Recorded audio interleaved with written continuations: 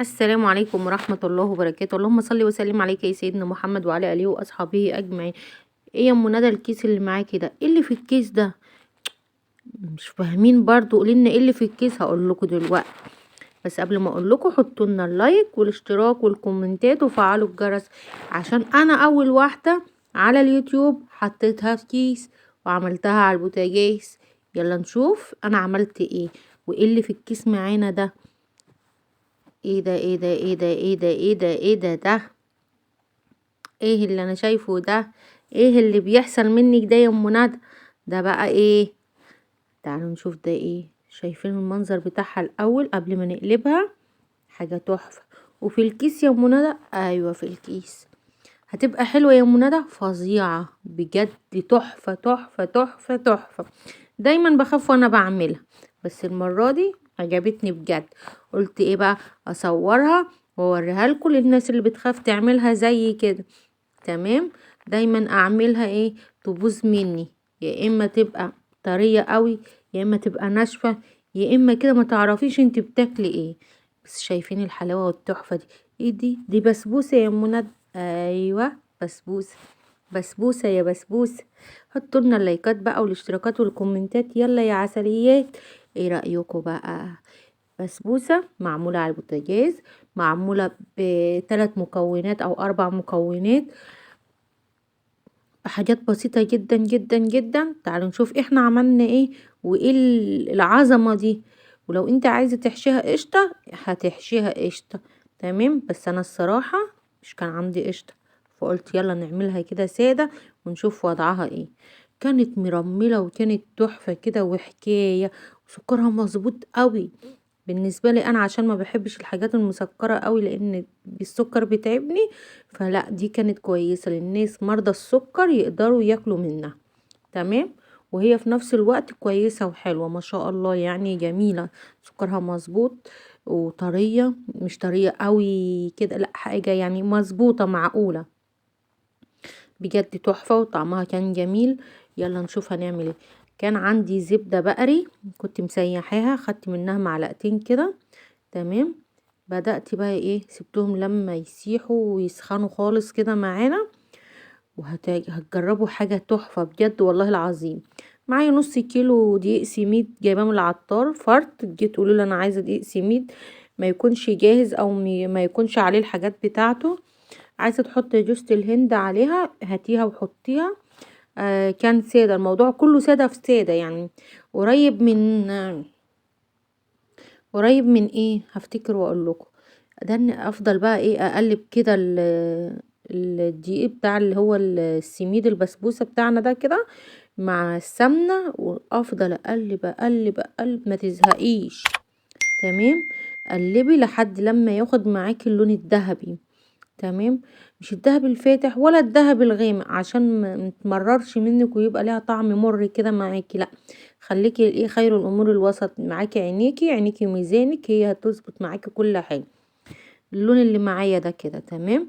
تقلبي برضو، لو انت عايزه تغمقي شويه غمقي، مش عايزه وعايزه تصطفي على كده اعمل. بس اهم حاجه ما توصليش للدرجه اللي هي البني دي، فاهمين؟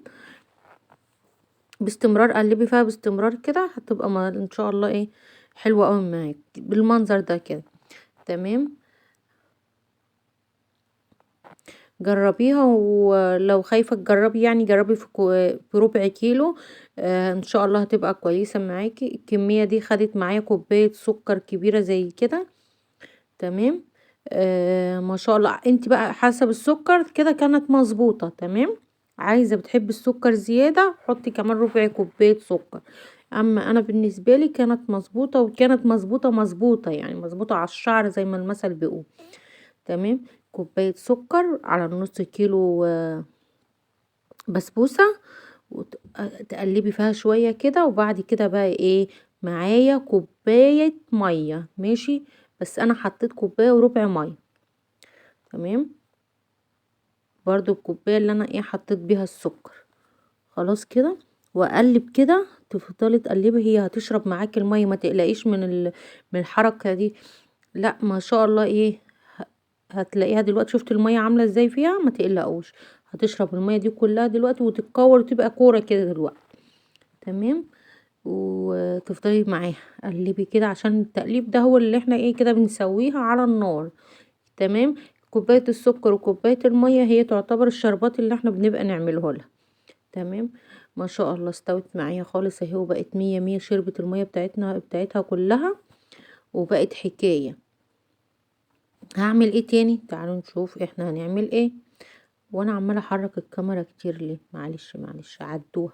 حطوا لنا بقى اللايك الجميل. تجيبي كيس استريتش راب، اي حاجه عندك، ورق زبده اللي انت عايزه تحطي، عايزه تحطيها من غير الكيس براحتك. تمام. بس الكيس عشان يظبط معاكي الشكل لما تيجي تقلبيها، او الاسترتش. تمام. دورت على البكره معرفش هي فين، فالمهم قلت اسكت. لو والله لا جايبه الكيس، وانا هكون اول واحده على اليوتيوب، يمكن تطلع ترند ولا تبقى تجيب مشاهدات، بقى نشوف هنعمل ايه.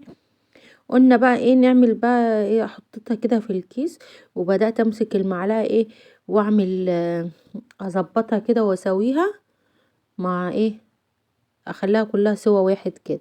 تمام. ما شاء الله ما شاء الله، بجد عجبتني وتحفة تحفة تحفة تحفة. تطلع ترند يا جماعة. الفيديو ده حطوا عليه لايكات كتير. تمام. ما شاء الله يعني.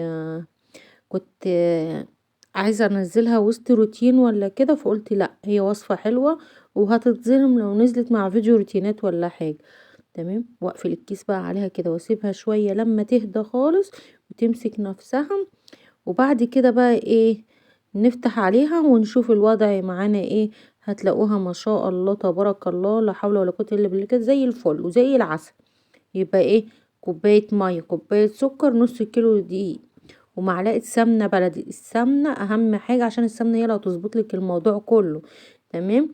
ليه؟ الطعم بتاع السمنة هو اللي هيفرق معاكي. خلاص. بتحبي سمنة جنة، بتحبي اي سمنة انت بتحبيها بالزبدة، بتحبيها يعني الحاجة دي راجعة لك ليكي انت. انا بحبها بالسمنة البلدي بجد، يعني سواء كان جمسي او بقري بتدي برضو النتيجة هاي. ما شاء الله. ايه رأيكم بقى بجد؟ بجد بجد بجد ايه رأيكم؟ عملتها ما تمتش 5 دقايق وكانت تحفة. تنفع معاكي لو جايلك ضيوف، عايزة اي حاجة بسرعة معاكي. ما شاء الله تبارك الله. كنت عاملاها بعد العشاء في ثواني، ما خدتش معايا وقت كتير، وكانت طالعة تحفة. تمام. وكانت مرملة خالص كده ما شاء الله. شايفين انا شايلها على حرف السكينة. يعني انت لو معاكي جبتي اللي هي الشيالة دي هتطلع معاكي مظبوطة. تمام. ماشي. بدأت ادوق. عجبتني والله العظيم عجبتني. شايفين مرملة ازاي؟ تحفة. انا طبعا مسرعة الفيديو معاكم. اتمنى الفيديو بتاعي يعجبكم، وتحطوا لنا اللايك والاشتراك والكومنتات.